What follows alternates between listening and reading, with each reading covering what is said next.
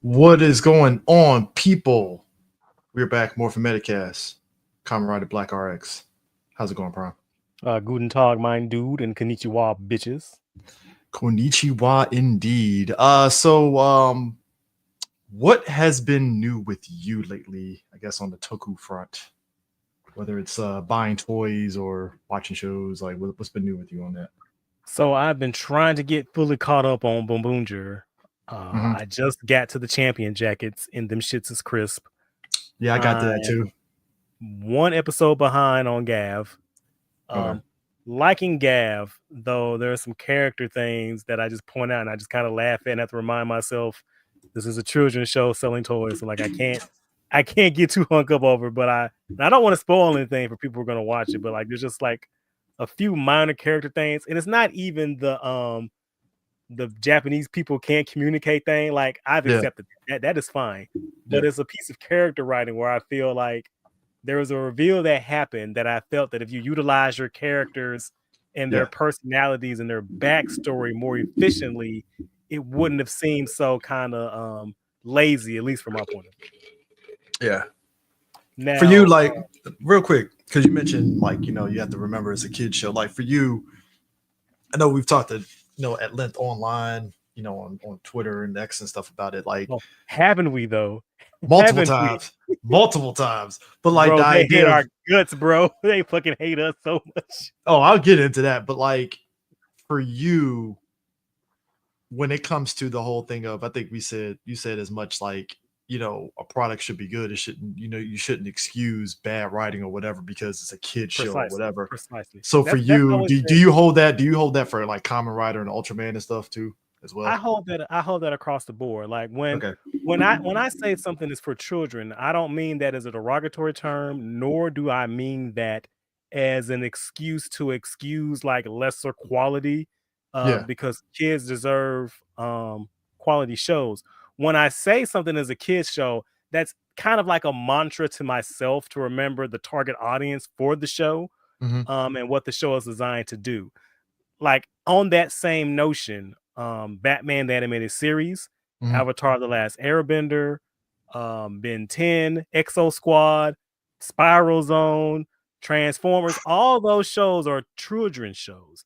It's just that you should treat your audience at all times like with respect. Like what's that saying I have on Twitter a lot? Like you can think I'm stupid, just don't fucking talk to me like I'm stupid. And just holy shit, I actually had those toys. Them toys were like flames. Bro, listen. But just treating your audience with respect and care, because a lot of the times, and I talk about this, like if you follow me on any social media platform, I talk about this at length. I've talked about this at length on this podcast and several other podcasts that I've been guest appearances on. But just because something is for children, that doesn't give you an excuse to have lazy writing, bad characters, terrible decisions and continuity and the production design. Like just because it's for kids, that's not just a free pass for you to be fucking terrible. And that's one thing that really bothered the fuck out of me, especially during the Hasbro era Power Rangers, whereas we couldn't discuss the quality from a critical lens, because then the people making it and like the people who like the people making it, like I wouldn't even necessarily say they like the show. They just happen to like the people making it. Yeah. They would just say, oh, bro, it's not that serious. It's for kids. Why are y'all looking at it like this? But then when they needed our money or wanted us to support or drum up excitement for the show, that's when they went, oh, this is about the fans and this is about the community. Suck my thick black dick. Get the fuck out of my face with that shit. Listen, look, I'll save it for the segment here, but I figure if we're gonna start this off here, we gotta talk about some toys. So about this mention, are we gonna talk about what we missed out on? Because we didn't talk about it last episode, and a lot of people wanting to hear our point of view about what Playmates over there is doing. Okay, so Playmates is putting out, I think I mentioned it briefly on the last episode, but Toy Fair happened, and Playmates basically showed their line of the Power Rangers Reignition. So basically, you're getting the Automorphin figures. Which wrap that shit up. Like, yeah. Who wanted those toys for? Was this the 5th time that we've done this shit? The combinable Dinozords. Those didn't look that bad. They look pretty decent. Yeah. The Power Morpher, which is going for $16.99. Yeah, that which I thought was, again, what did I say about Playmates? They were going to make their shit price accessible for the kids. That's a great thing. And the Blade Blaster, which is going for $19.99. They're also redoing. Do you remember those old Bandai? It wasn't 6-inch. It was like what, 8 or 7 point, those Power Rangers. They had like the little red power buckles, and they came with the little white blasters. They're doing a version of that. Yeah. They're also doing a line of evil space aliens. So like there's like going to be like a Rita, a Babu, a Squat, Goldar, Finster, some putties, some assorted monsters.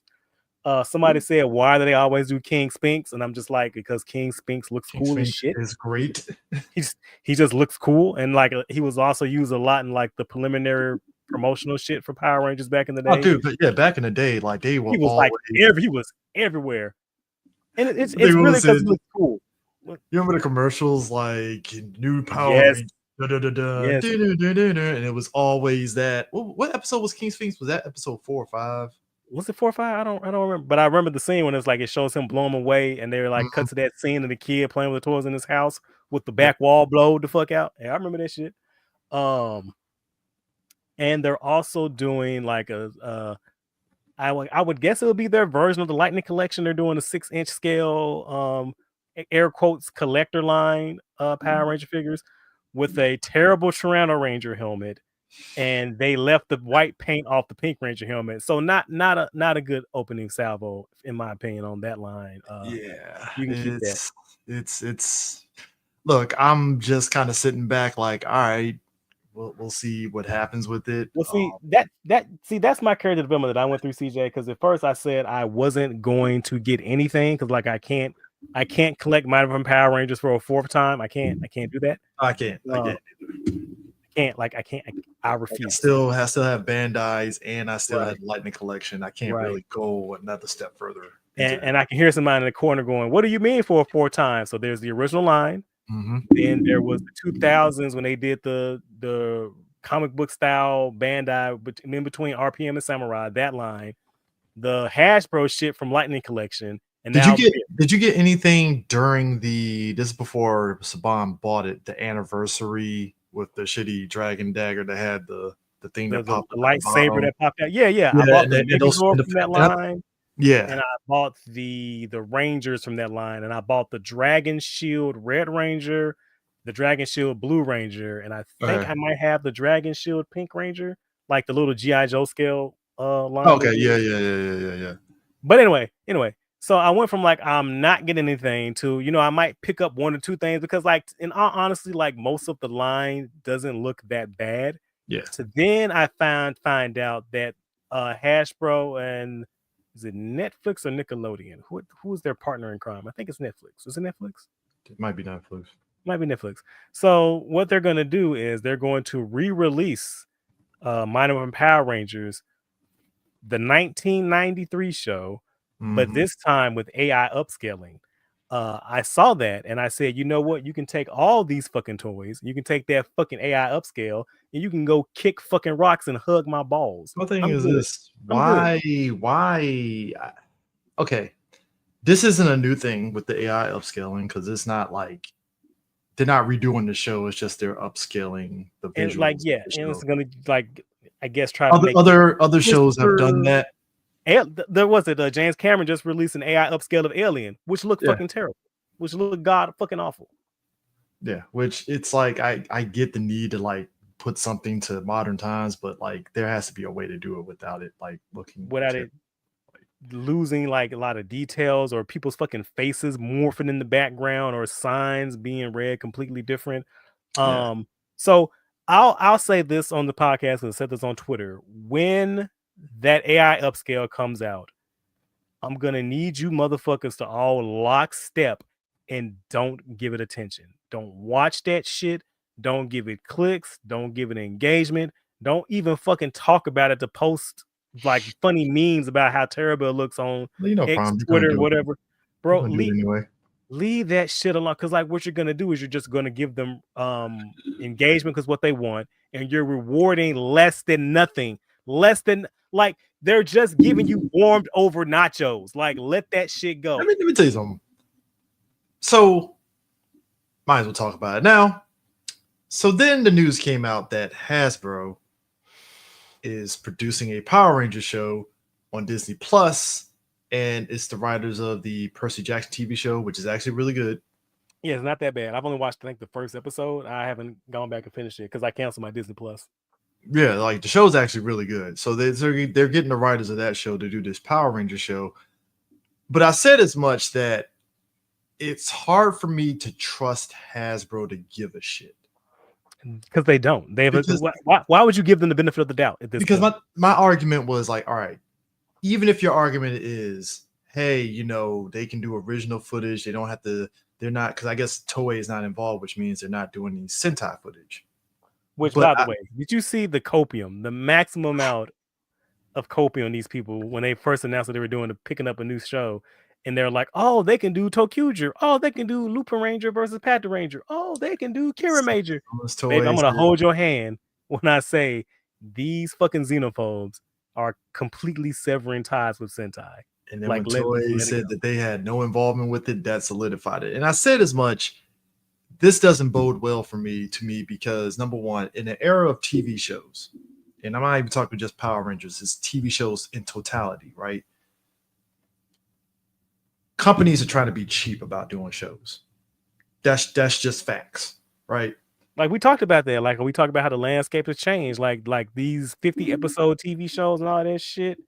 Like Disney, Marvel Studios had to adjust how. That's why Daredevil, they're not spending a shit ton of money, but like I said, you have veteran talent on that show, so like, yeah, of course you don't have to spend a lot of money on Daredevil. And Disney realized, okay, Marvel Studios, I should say, realized, okay, maybe we shouldn't spend a lot of money on these TV shows like that. Spend a moderate amount, obviously, because you know CG in certain instances, but like we got to scale it down. We don't have to really throw a shit ton of money in it. Makes sense, right? Power Rangers should be in that same category, but it's Hasbro, so they're going to try to be very cheap about it. What's insane to me, CJ, is that the whole reason that Power Rangers exists in the first place is that it was about a cost-cutting, cost-saving measure. Is that you don't have to film any action sequences because they're already filmed for you, and like they couldn't even wrap their brains around. They couldn't even. They didn't even want to work, bro. They didn't even want to work when half of the work is already done for them. At most, it's insane to me. At most, you could film like live action stuff to splice in with the Sentai footage, which is still cost effective because you don't have to spend a lot of money on that. Continuity shots, just like link the scenes together. Yeah, so that's saving you money. So now it's like they used to be a master of that shit. Because like if you go back and like watch the Disney era or watch some of the later post Turbo seasons, like they were really good at like matching and doing like linking, establishing shots to make you believe. Well, if you had a good eye, you could tell. But like they did a good job of like. It got better during the Disney era because that's when it was HD. So you were able to blend it into where you're like, hold on, which one is Sentai, which one is this? But yeah, like you said, pre like Wild Force on back, yeah, you could definitely tell. Like, all right. No, I would say post Turbo. Like I would say like they were starting to you think so? I would think so. I would say like around in space, because I think about that one episode where they spliced over from Mega Ranger, where the Pink Ranger went on that date with that dude.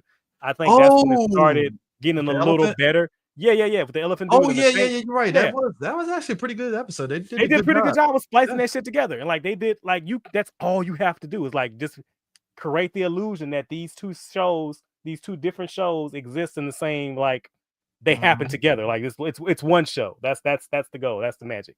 And they used to be really good at it. And I don't know what fucking happened in between the cool down, because like who was that? Was that you I was talking to? About how like when people were saying like, oh, they're gonna go do their own thing after they sold all the props in the auction. They said they're gonna go do their own thing. And I'm like, do you know how hard it is to start an engine once you stopped it? Have you seen Cosmic Fury is peak example when you take the Zord footage off the table from Q Ranger, right? Everything about Cosmic Fury was original footage because they had those new suits that were not great.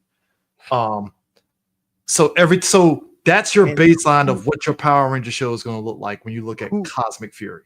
And That's who your asked them baseline. to do that? And what kills me about that shit is who asked you to do that? Like, you said, "Oh, we made these suits this way so it'll be easy to make toys," that you didn't make. You didn't make, and the suits And were, and I said as much, and like I said, I don't think the concept of the suits aren't bad because I thought the art that the concept artist did for the suits looked pretty decent. But it's the fact that you got people who don't understand the medium, who don't understand the craft, who think they know better, which fucking pisses me the fuck off. Who think they know better, who came around and dropped off them dog shit suits because they don't know how the medium works. Like they don't understand the craft. Like it's the shit has to pop. And like, here's the thing about Power Ranger shoots: you don't have to sit there and put muscles on the goddamn suits. Like, why are you doing that? Why are you doing that? Because that's what kind of threw me off about the suits, is that the color. It's like they didn't pop as much as they should have. They look like parody suits. Like they look like, when people say this looks like Power Rangers, that's the derogatory. That's what they mean. They mean that shit. So it's like, so that's what you have to go off of, is Cosmic Fury. And you expect me to believe that this new Power Ranger show from Hasbro is going to be like good as a Sentai. And I said as much, that they're going to cheap out on doing this show when they could have just used the Sentai footage as a baseline to write it. And I said, hey, somebody has said that Sentai footage limits the writers. And I was like, that's bullshit, because if anything, the Sentai footage made them actually have more creative to be able to, like, all right, we got this episode. How are we going to write this? So here's my thing, CJ. And again, like I can't prove racism. That's a really hard charge, but I do know xenophobia when I see it. And if Sentai was so limiting, the show would not have lasted for 30 fucking years. You see? And I brought up RPM, and a lot of people was like, well, RPM didn't use much footage. Okay, fair. But here's the thing. Here's how good RPM was. The fact that I didn't know they only use like 15-20% Sentai footage in that whole show speaks volumes to the quality of that show. And it also shows that you can take the Sentai footage and you can do something wholly different and original with it and remix it and make a beloved series like RPM. Or you can also do something like Time Force and you do it like a literal, like straight up 1-for-1, change a couple of things, but it's still make good. Some adjustments. Put your own spin on it. Like there are so many ways you can utilize the footage. Like Lightspeed Rescue is a good example of that. New Ranger, and been doing this shit for 30 years. Why are y'all acting brand fucking new? I don't understand. So it's just, I got a lot of shit for what I said. It is just, and like, what you said wasn't wrong. That's what was fucking wild to me. I'm like, what is it about, like, CJ, help me understand. What is it about Hasbro that has this fucking glamour where people are just so prone to suck their boot? Like, toys ain't that good, bro. Like, what the fuck? Other than Transformers 1, we've seen what the fucking Netflix Transformers shows is about. Dog shit, them shows are fucking terrible. It doesn't give me any sort of hope that a Power Ranger show is going to follow suit. And that's even with respect to the 2 writers that they got for it. I think, okay, cool, the writing is going to probably be fine. Godspeed to them. I don't think the show might come out. I don't have high. Yeah. I mean, if it comes out, what's this, the fifth time they've said, oh, we're rebooting Power Rangers. And when they say it, like, you already know, bro, it's going to be a watered down my modern audience, my modern day take a Mighty Morphin Power Rangers. I'm like, you don't, like, you're just giving us leftovers. It is so insane. If you're going, my thing is this, I just know it's going to buck the formula. And look, I'm not saying you can't do anything different, but it's just, there's an expectation when you think of Mighty Morphin Power Rangers. They're gonna think they're fixing the wheel. They're gonna, like, fix what's not broken. That's what happened in the 2017 movie that we said as much, where it's like, okay, you wrote the characters very well. They're very 3-dimensional. The actors did their job.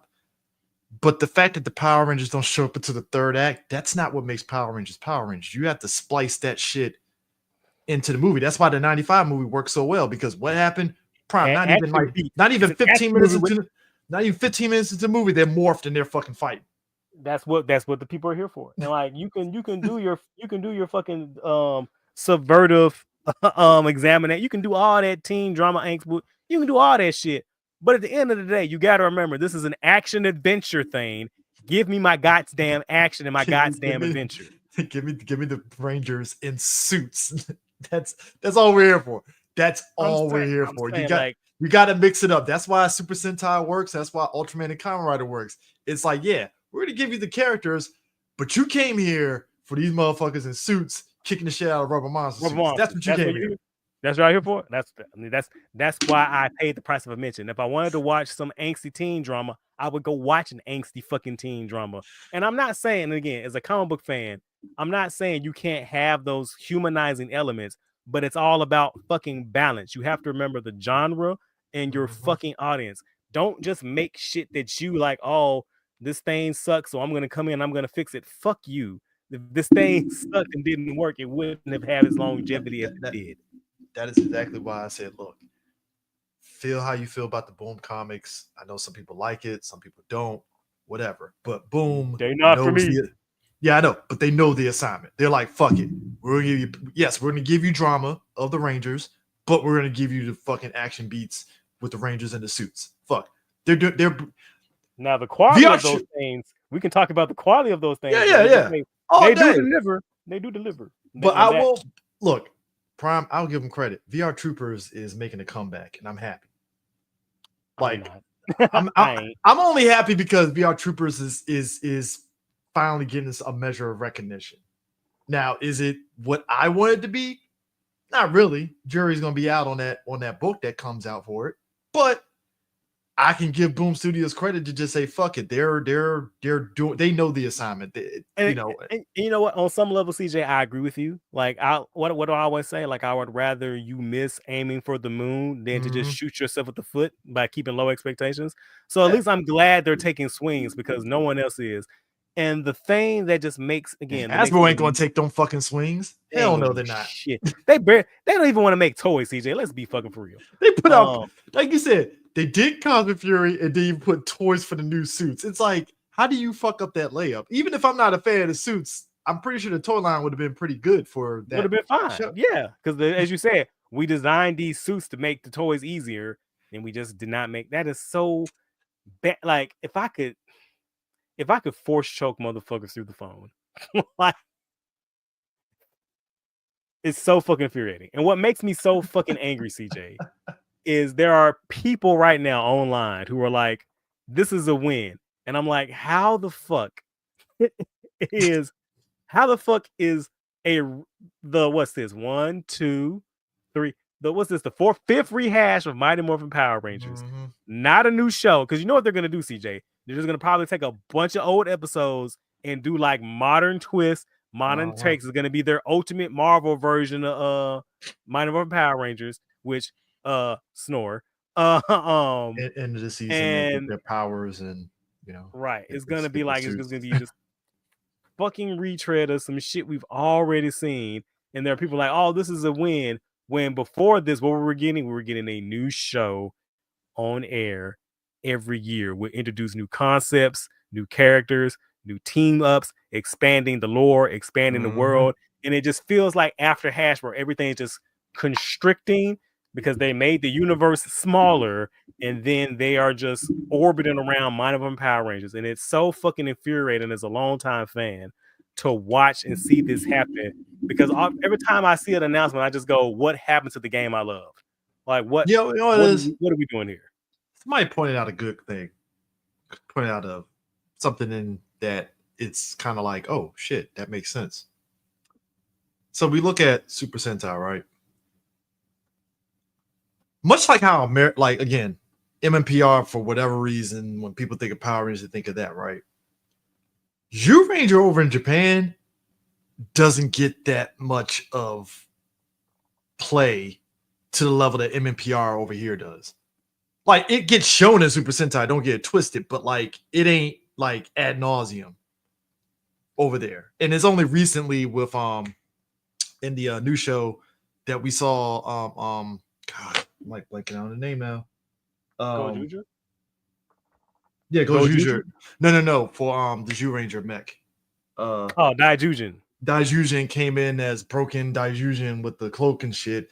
Everybody all of a sudden renewed interest in NPR because of that, and we've seen all the videos and stuff. But like, it's cool, but then they move on afterwards to the next thing.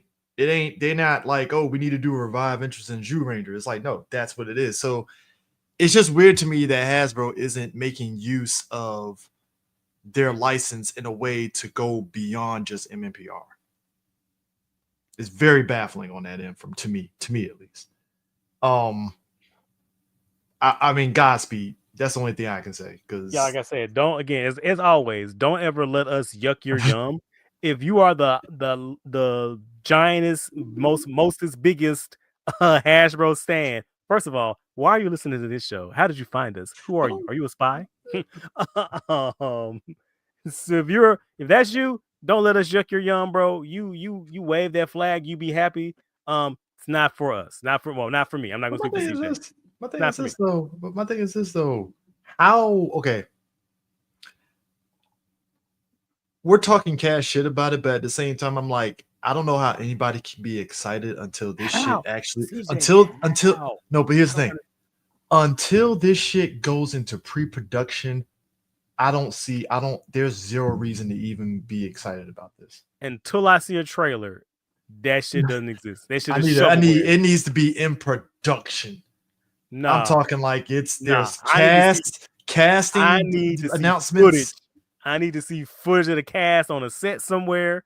I need to see a fucking teaser go. It's Morphin. I need to see actual frames of something. Until then, this shit is shovelware. It's you laundering somebody's money. Get the fuck out of my face. Yeah. So, like I said, Godspeed to everybody. I mean, it's news, but at this point, I think I have been in the position of just like everybody else where it's like, you know what? I'm focusing on Kamen Rider and Ultraman and Super Sentai. I'm fine. Out of space, out of mind. And back to my thing. When they aired that fucking AI upscale, then 30-year show, don't watch it. Don't engage with it.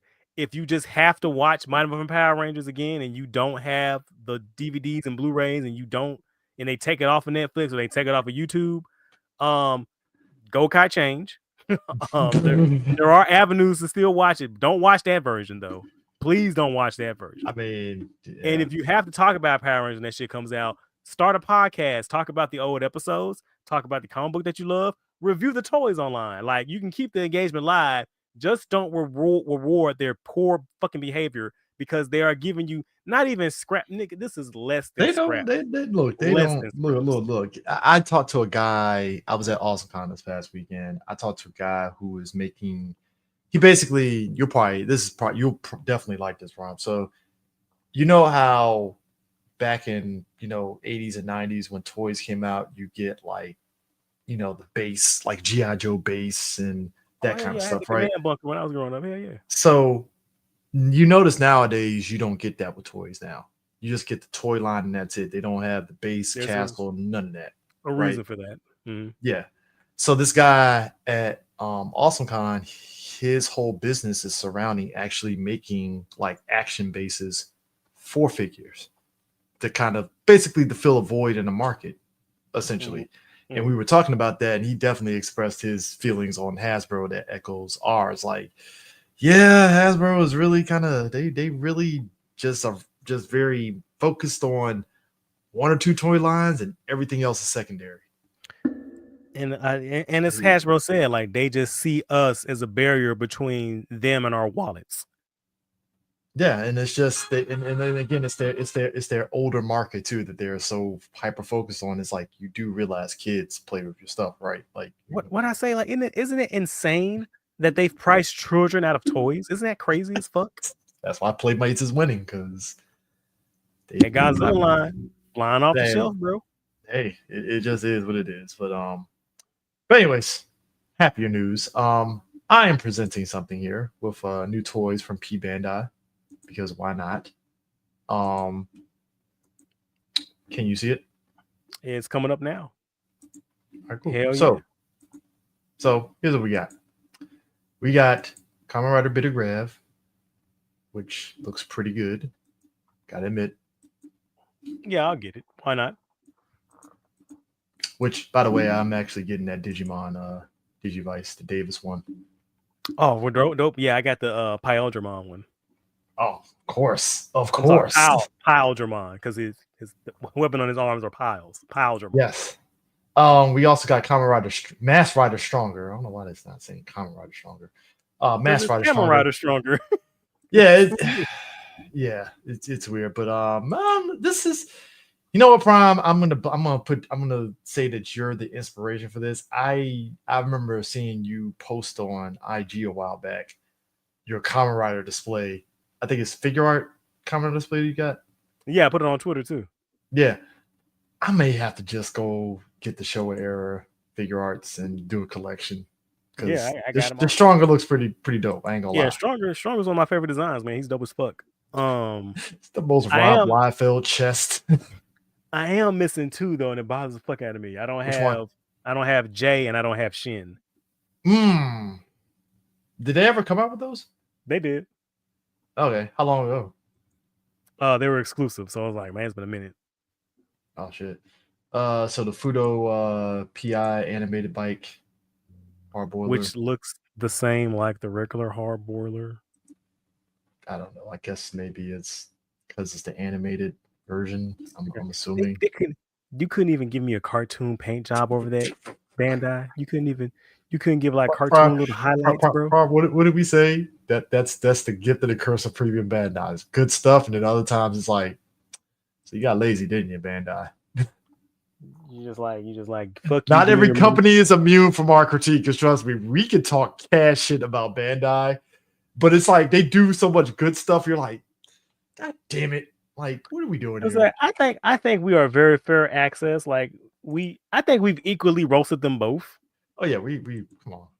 We have roasted them big time, like all the time. Like P Bandai is like it's the love-hate relationship. The fucking devil. But I'd rather have P Bandai than Hashlab. Hey, P Bandai is consistent. Listen. So didn't they put this out before? No, that's a renewal. That's a sale. Oh, okay. That's the bone carving method, the update. Oh, okay. Oh, not bad. Yeah, I got the Baron and the Gaim. Okay. And I can't wait for Zangetsu to come out, because I'm definitely getting his melanin ass. We got Gav kicking form, which that kind of caught my eye, honestly, because of the design of it. Yeah, it's one of my favorite forms. I feel, you know what? If my fiance wasn't so super serious, I would totally try to get somebody to commission this and not go down the aisle. Bro, she would kick my ass for that. I'm gonna say who gonna stop you? Well, just do it. Don't let her know. Just do it.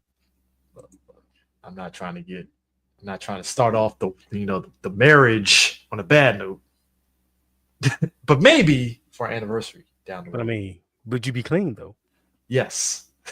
Does fit the color for the wedding white. So hey. There you go. And you got Kamen Rider VRAM put in custom, which all right. Cool. Yeah. Did you see have you gotten that part in Gav when he shows up? No, not yet. I gotta admit, you know what? Oh, that man got the sauce, bro. I gotta admit, Kamen Rider, this Toku costumes, it's funny. You might be in the same boat as me, where it's like, you ever get a point where you look at a costume and you be kind of raised the eyebrow, like, I don't know. And then like you watch the episode of the show, and then you're like, okay, maybe I was tripping on having reservations on the suit. Bro, all the time. That's half of the fun. Like, how are they gonna make this? I be feeling bad because it's like I want to talk cash shit about it, but it's like, let me just wait to the episode. Let me chill. Gav was one of them. I was like, I don't know. Like I said, I said the same thing when I first saw the design. I was like, what the fuck is up? I'm like, what actually, XA was the first one for confectionery is this shit? I ain't gonna lie, XA was the first time that like I was like questioning, like, I don't know, man. And then when I saw it in action, I was like, all right, man. You know what? I was tripping. I don't know, man. I think we talked about that a while back when this came out. Yeah, I was on board with XA from Frame One, bro. I can't co-sign that one. I was like, that man's a fucking 1990s suit design. I'm all in. Extreme, baby. Extreme. Dude, it does stream. Dude, XA, I need to rewatch XA because that was the extreme season. No, literally, that's what it starts. Extreme A. That's literally, we mean that. Also, by the way, I should be mad at the $500 Typhoon. I ain't though. I ain't. I should be. What I am mad at is that I didn't get that shit when it was on sale at GameStop for $250 because I was broke. I don't know, Prime. GameStop is going out of business. You might luck out. You might luck out and find a GameStop that has. I might have to keep searching, man, or keep checking Hey, that, refreshing their website. Hey, bro, that's how I got that Bandai Green Ranger helmet. Because the GameStop down for me was going out of business, and I copped that shit for like $50. Oh, damn. Yeah, it was a deep discount because when GameStop went out of business and stuff, like a lot of this stuff over time they deep discounted, and luckily, boom, it was sitting right there, and I copped it. And then I copped the Iron Man helmet for $70. So, yeah, both of those are sitting in the closet. I was like, yeah, I think I'm just keep these and just sit on it for a while. Yeah, I want to hit the ones of my area real soon. Yeah, you might want to see if any of them got the Typhoon belt, and seeing what that is and stuff. Also, the fact that it comes with the Kamen Rider Club little badge thing, that is amazing. It's like they want you to sit there and get your $500 worth out of this. And you can change the stripes on the side to go, is this Ichigo or is this Nigo? Whatever I feel like today. God, man. See, maybe. I don't know, man. So I feel if I get the Typhoon belt, then I have to actually get the suit, buy a suit to cosplay as Kamen Rider. My boy Josh did that shit. Oh, he did? Yeah. I was like, I can find some pictures later. That's how he did it. He was like, I guess I gotta dress up as Kamen Rider now. Pretty much. He was like, well, I got the belt. Might as well slap some shit together real quick. Hold on. You got a fucking tracksuit. I gotta show. I'll show you the pictures. Bro. Hey, you know what? I respect it. I respect that very much, man. Like, but nah, PP Bandai, man. They just, man. Now, what annoys the fuck out of me is that we are getting a lot of access to shit from Kamen Rider and Ultraman. Oh, yeah. Bro. Dark Warrior. Bro. Yeah, Dark Warrior. I pre-ordered that Galactron there, and I ain't got no space for that bitch. Is this what we call first world problems, sir? First world problems. Like, I was like, I can't. How big is Galactron? Is it actually really big? See if they have a picture with one of the Ultramen. Oh, probably this one. Oh, he's a chunky boy. Fuck. Ooh, fuck. Oh, man. Got some height to him too. I just got King of Mons too, and that ate up the last bit of shelf space I had. Oh man. Shit. Did you see the pictures I posted? That big motherfucker. Yeah, I saw that, and I was like, maybe you might have some space, maybe.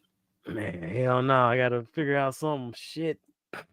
Dude, like there's like so many people that I see online because again, you watch so many toy reviews and your algorithm on YouTube all of a sudden points out people doing walkthroughs of their toy room and stuff.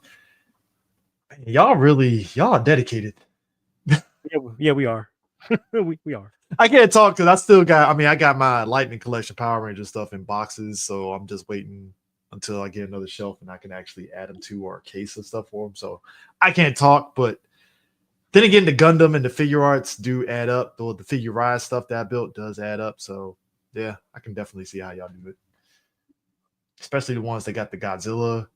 Oh figures. Man, some Godzilla collectors, man. That's a dedicated group. They are next level. That is some next level shit. Like none but respect. Salutes. Yeah, very, very much so. But I will say though, if there is any Kamen Rider one, I definitely want to get this one. For sure. Oh yeah. You gotta have a Zombie, man. Yeah, so I'll probably get that. Because why not? Because it's Zombie. He's cool as fuck.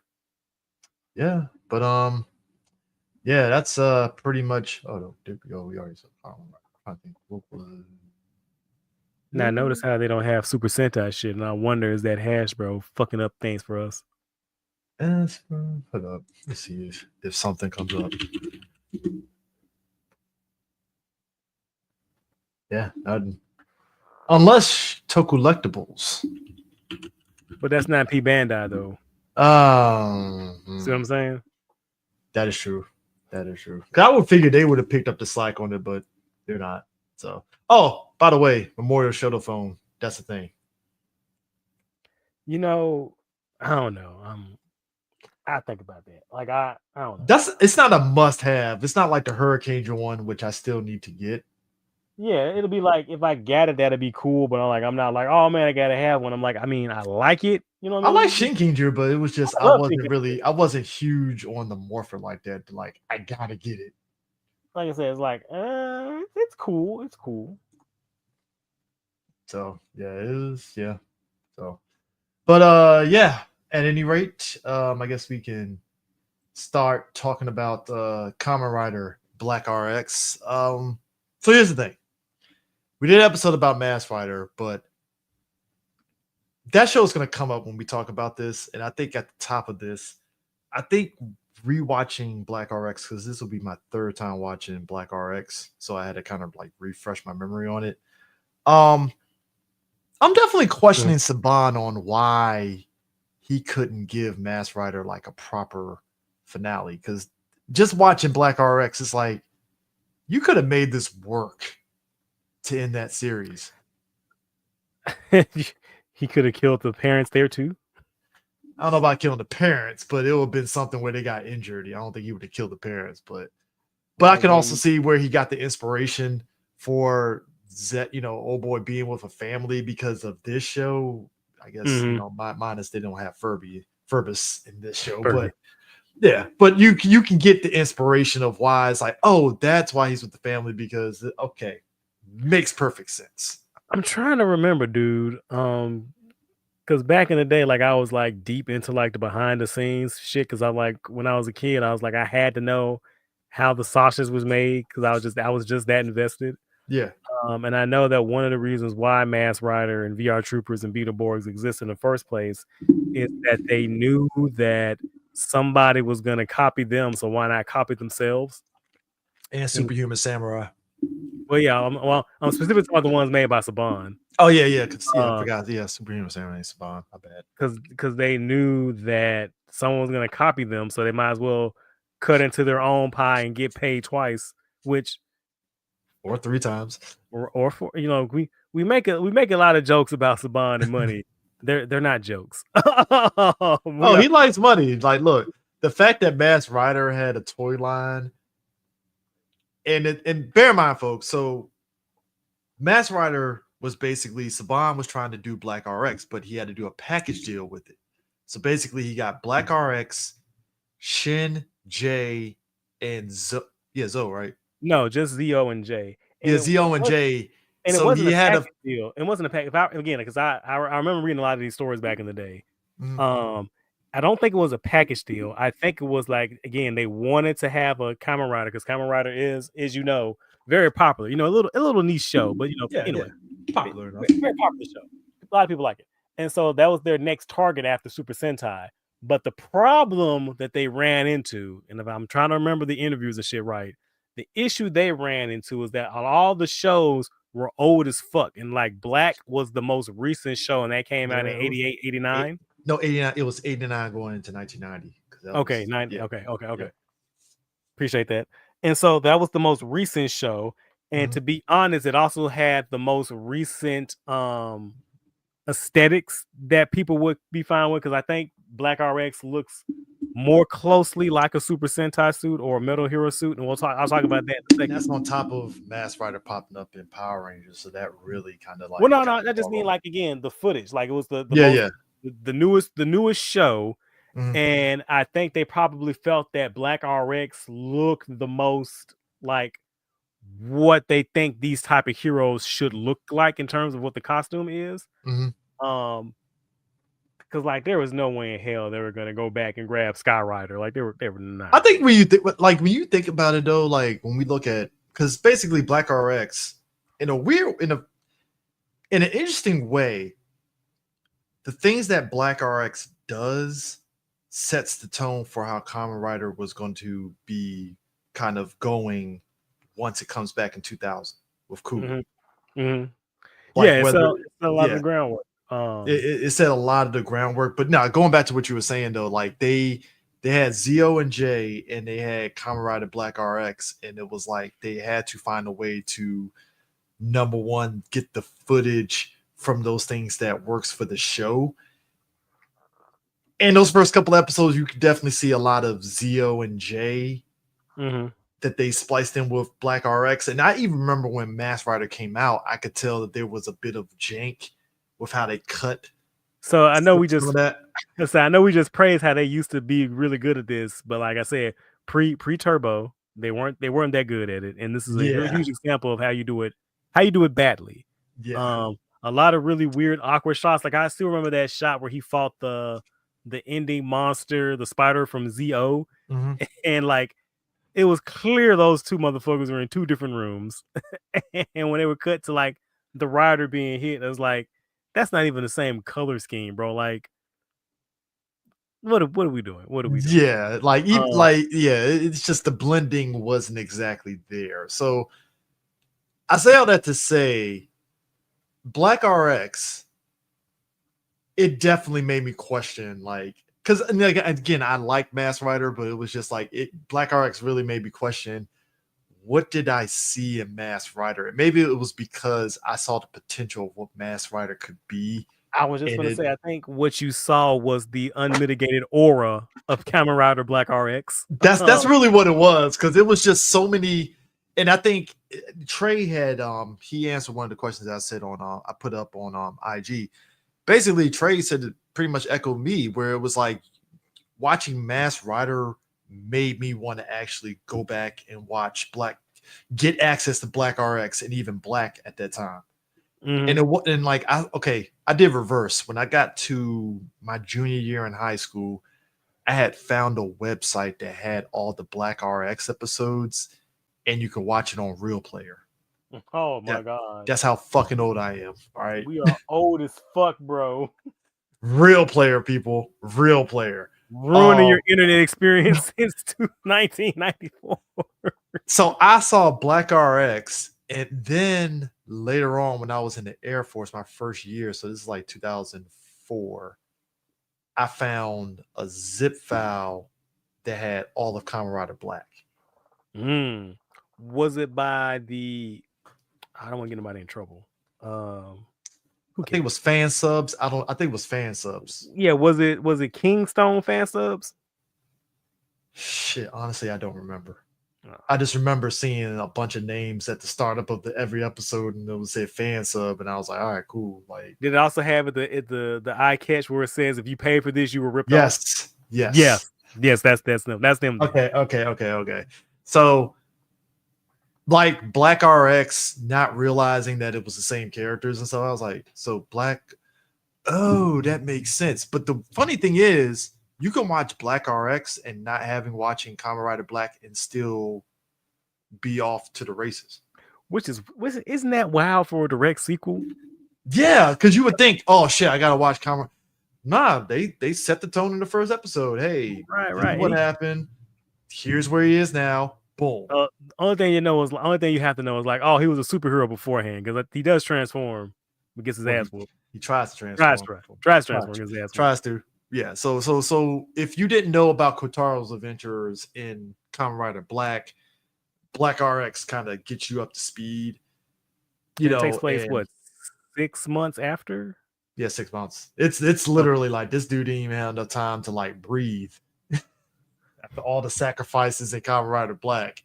Which by the way, Kotaro, you're not gonna check on Kasumi or Kyoko? You gonna just let them think you dead, my guy? The fuck?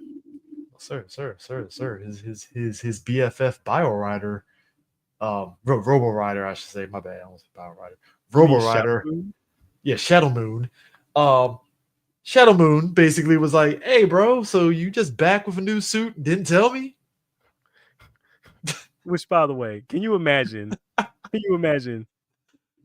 So I hate this nigga, so my hatred resurrects me. You know what? Go. That's a vibe. I fucks with that. It's fair. That's fair. Fair statement, I think.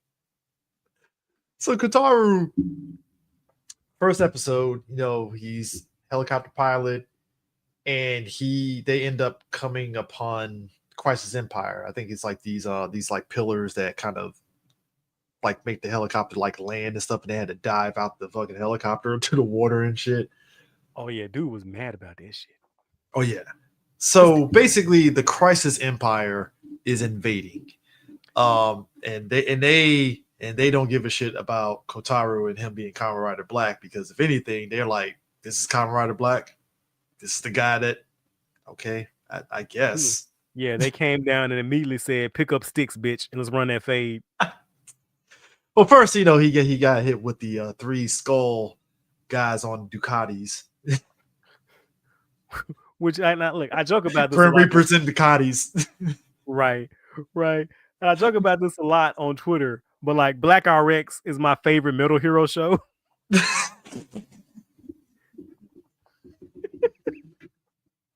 I ain't gonna lie. If you were to replace Black RX with like a space sheriff, right? Just any space sheriff, Gavin, Shader, whatever, the show will still function the same. This is the same exact fucking show, bro. Like all them sequences. I just said that. I had to really think about that. I was like, well, what about Spillbay? Yeah, same show. Just Beyond, same show. Bro. Tell me that fucking sequence at that fair when they put his ass in that nightmare zone. That was I was Meltowder. That was automatic in my head immediately. Bro, I was like, if that ain't fucking Maku space, you don't get the fuck out of here with that shit. The same time, okay. Again, the imagination, even as me as a 40-year-old adult, hits me of seeing that fucking ship, the Crisis Empire ship, with the little CG and stuff. It still kind of works in a way. It does, because it like you said, the imagination at work, and again, I think it remembers the core that this shit is fun. Like, yeah, like, is it ridiculous to see Kotaro fighting 3 guys in Skull Mask and the Grim Reaper sights? Sure, but you roll with it, because why not? Don't question it. Just have fucking fun. It's sci-fi. It's enjoyable. It's a blast. Like, it knows what it is, and it doesn't talk down to you by what it is. So we meet the Crisis Empire group game. We got General Jark, who, I gotta be honest with you, that suit design, even to this day, is still dope as shit to me. Oh, King Dragon, chef's kiss. Also, by the way, if there is one thing about Masked Rider you can give credit to, who they got for the American guy to play Count Dragon, they managed to actually blend that shit in with Black RX. Jark. Yeah, pretty good. Him and really good. Him and homegirl. Yeah. Was it Mirror Baron? Yeah, what's her name in Masked Rider? Was it Nefaria, or am I thinking about somebody else? I don't know. I think shit. I forgot her name, but yeah, they blended that. Yeah, they did pretty good. They blended that very well. General Jark just has a dope design, because I think he was in the recent, was it Superhero Tyson? Mm-hmm. And he was also in was it Z? Because it did a cutaway with him and Daggervo and together. Yeah, Z. He was used more recently than that, wasn't it? Was he in Heisei Rider versus Showa Rider? Because didn't he have a showdown with Black? Superhero Tyson GP. That was his last one. Yes, that's right. There we go. Because then he fight Black and Black RX. Yeah. Or am I tripping? Yeah, GP was when he fought Black RX, Black and Black RX. Yeah. Okay. Yeah. My bad, y'all. It's not like we don't watch hours of this shit. Oh, actually, no. Kamen Rider Tyson is when he fought both of them. Yeah, Heisei versus Showa. Yeah. So they did the double rider kick, which, okay, I had to get used to Black's double rider kick like that. I had to kind of get used to it again when he's Black RX and stuff. So I was like, oh, that's right. He actually did do a double kick, which Black, I feel weird. Oh, go ahead. I was like, I don't, because Kotaro stands 10 toes down. Dude, is that how Captain America does that double kick that just in Marvel's Capcom? Yes. No, I'm talking about in the MCU movies. I think was it Civil War when he fucking yeet kicked that fucking soldier, just double kicked him. Which, by the way, Steve, you were very discriminatory about who was dying and who was walking alive from that shit, bro. Like, them 2 dudes you threw overboard, there's nobody to rescue. Them niggas just gone, Steve. I ain't gonna lie, that's why I loved Winter Soldier. When I saw that in theaters, I saw him beating the shit out of them dudes on the boat. I was like, somebody died. I don't know if they got in the hospital, but they did. Don't give me that. Don't give me that. Only 62 people died in the Battle of New York. Bullshit. Well, Bullshit. there's a lot more deaths than that. I get it, Man of Steel, but nah, people died. Bullshit. Get the fuck out of here. But nah, yeah, the Crisis Empire, you got General Jark, you have Mary Baron, you have Bolsgun, who, for my money, great design. It's kind of funny. You can see the guy behind the mask underneath the helmet, but even if you ignore that, you can still the whole design of him is actually pretty dope. Little mini head on top of a guy. Gate Zone, who is a cyborg. A motorcycle riding cyborg. Yes. With cargo pants stuffed into his boots. Bro. And a one-shot pistol that will fuck you up. Bro, you gonna leave Robot Beelzemon alone, bro.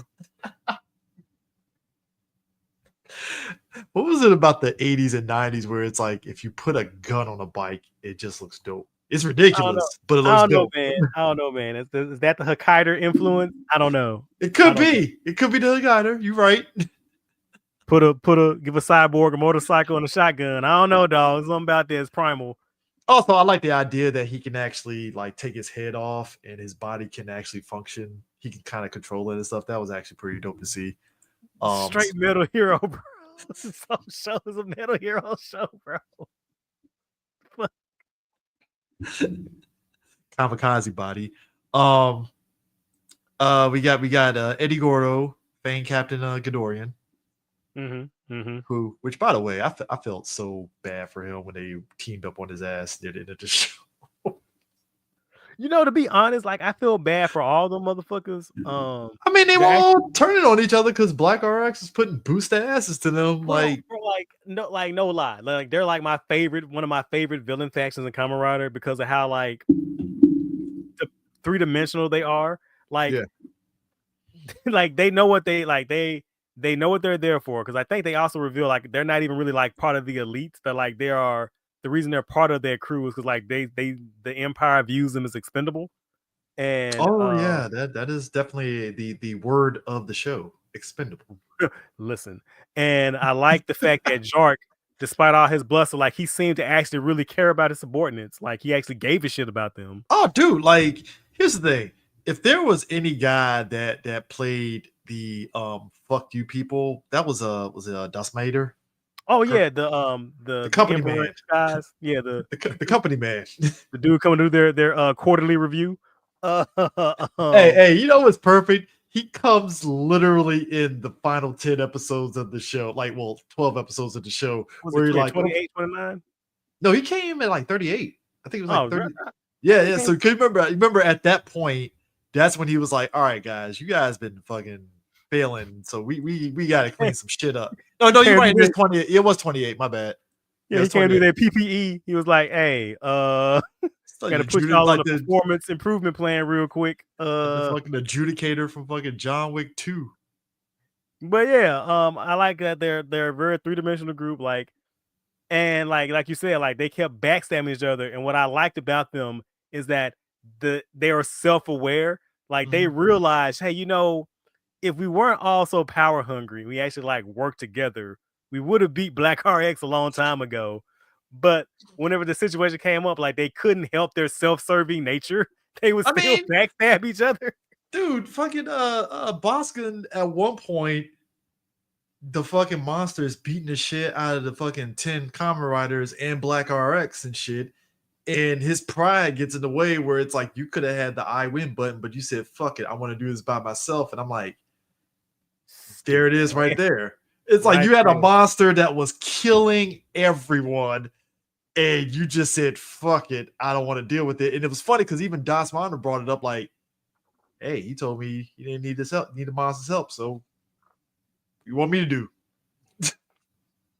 So yeah, egos are definitely at the heart of it. But like you said, that's what makes this whole group interesting in and of itself. To where, and I think even like you said with Jark, yeah, he definitely cares about his generals. He's gonna punish them, but yeah, they all cared about each other. And when it came down to like the last 10 episodes where essentially it was kind of every man for himself. It was self-preservation because the emperor was not pleased with the failures. And I think what was it, that was like the little thing that had blood dropping, that like if it fills up then it destroys everything.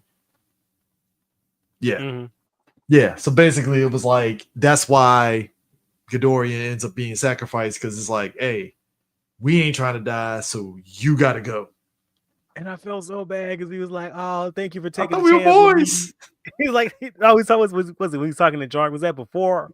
We was talking about like his little origin story about how he was like abandoned and like he wasn't seen as a he's not even part of the actual empire, but like this is his way to get membership, get like citizenship and shit." And I was like, "Oh, oh, little poor bug dude. Oh." They somehow managed to make you actually sympathetic to like them turning against each other in a way. And that's again, you respect your audience. Don't talk down to your audience and like just present your characters and the environment and make them act believably. Like, Yeah, I mean, I don't mind it's not one-dimensional villains, but this is like when they jumped them, I was like, that's your boy. Like, what happened? Yes, cold-blooded, cold world.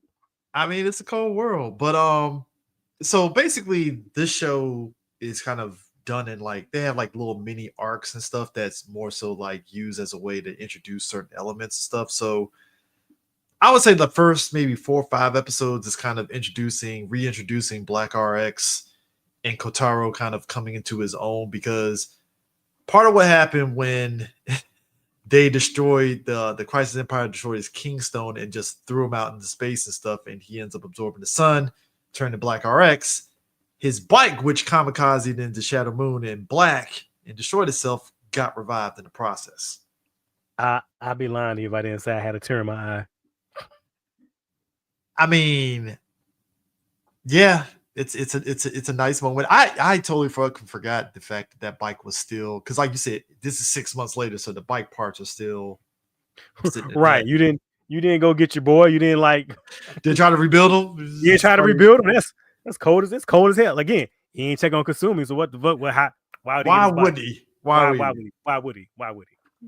So the bike gets revived. They're which back. also, by the way, because people like to dunk on Mask Rider. I don't know if you remember how hard motherfuckers dunked on Mask Rider, and it was like, oh, they made it kitty-fied.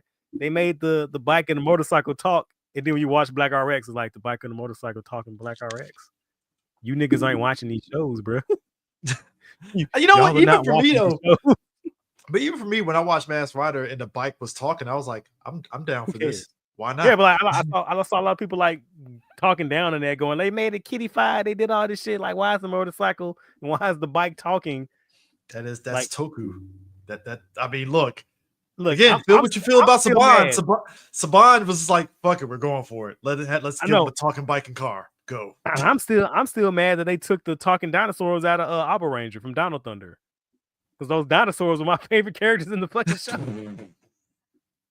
Well, see, Disney didn't see the vision, so they said, fuck it, let's do something different. Right, and damn you, Hasbro, for taking away Terramigo, you sons of bitches. Hey, mad but about this shit, bro. Other side of it, though, I will always give Disney credit.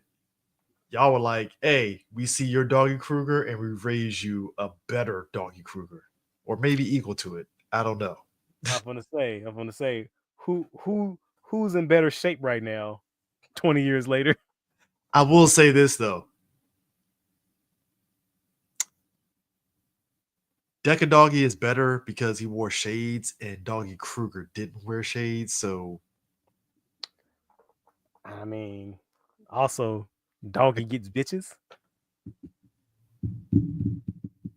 I mean, and also, Doggy had a shirtless scene. So I just mean automatically that's better. I'm sorry. Yeah, and that's with respect to the fact that I like the Doggy Kruger suit from. And I look, I like both of them.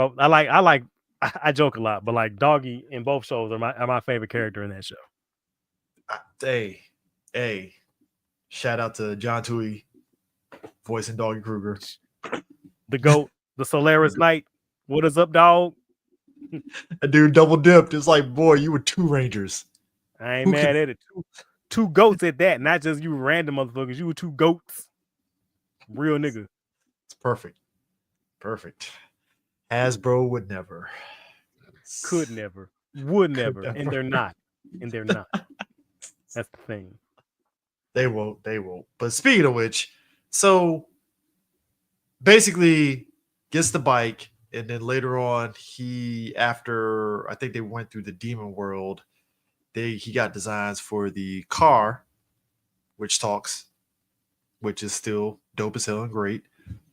And then I think there was the arc afterwards where they were kidnapping young girls, essentially. Yeah, was that when they went to Demon World and they picked up his adopted sister, was trying to make her a princess? Yeah, the guy adopted sister to make her a princess, and he ends up coming upon the gold form, which is the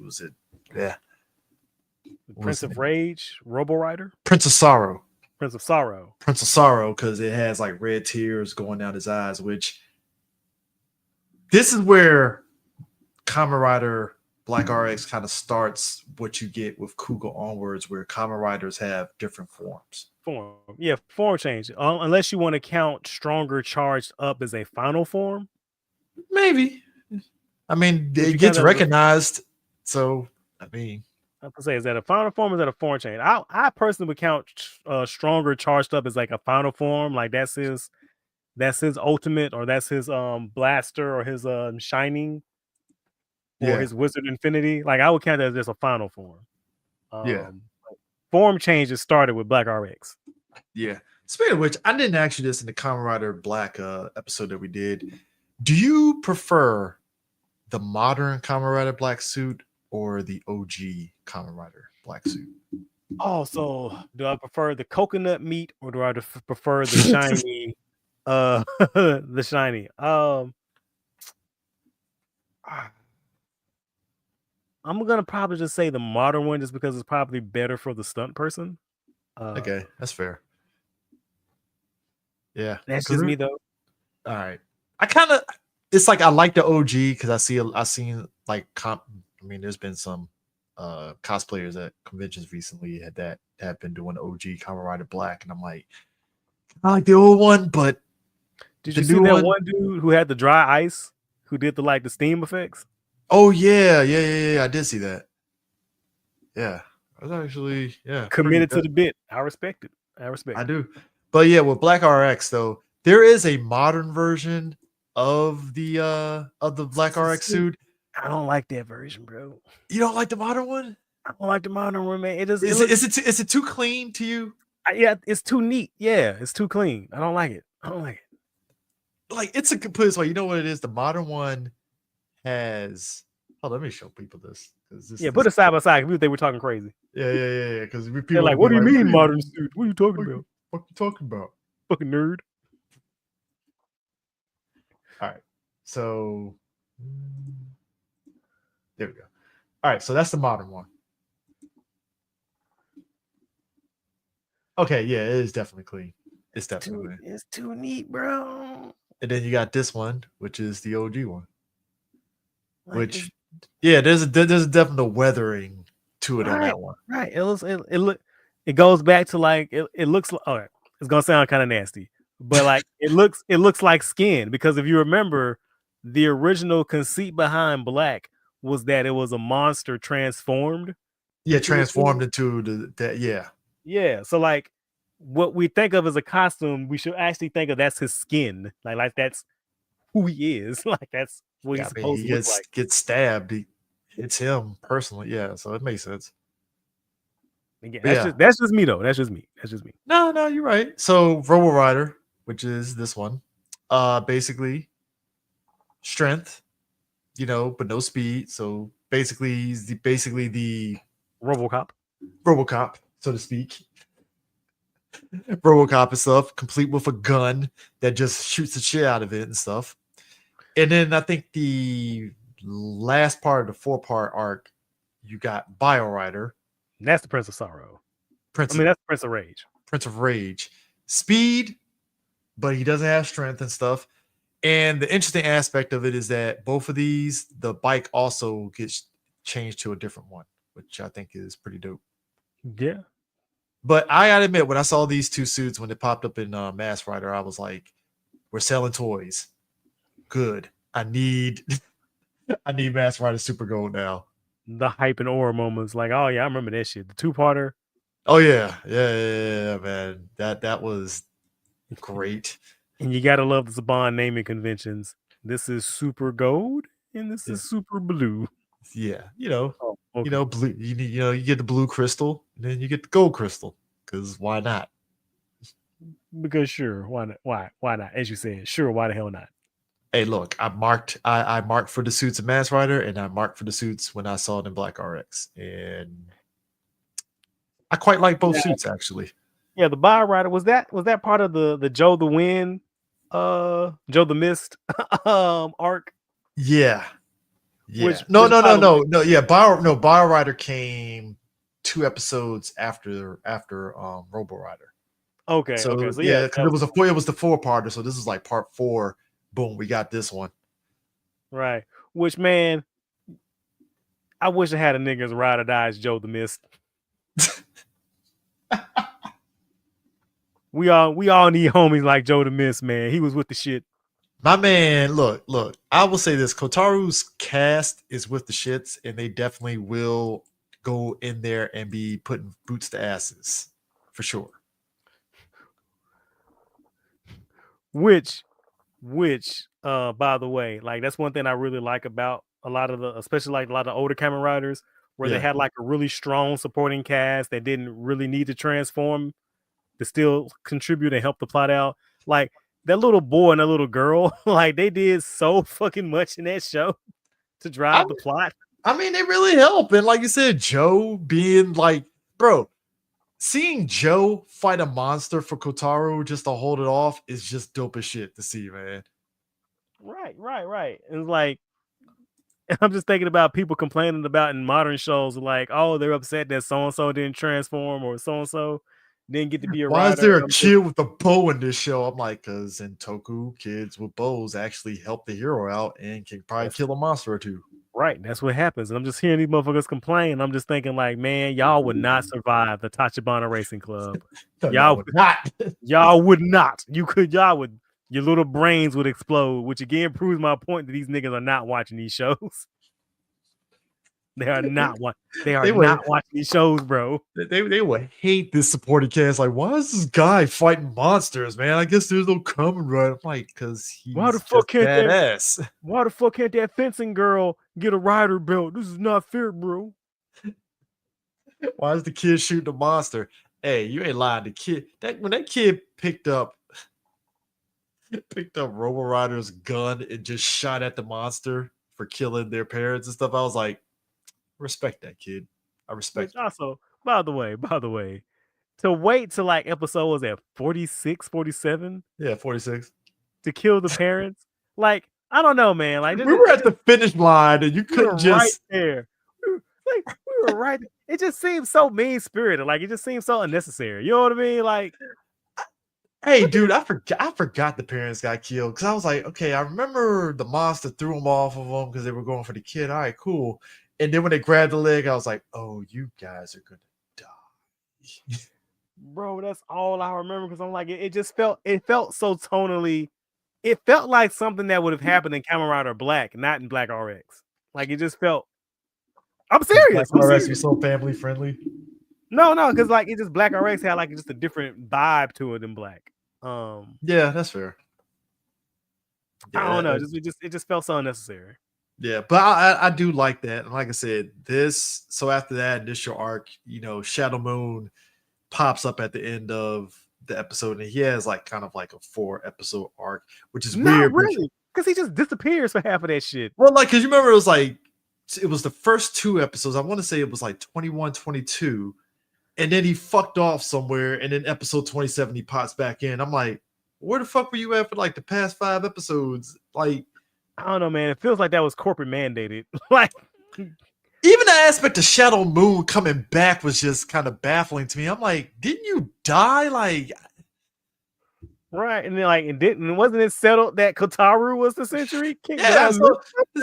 So when he pops back in, I was like, I guess he comes back bigger and bolder somehow.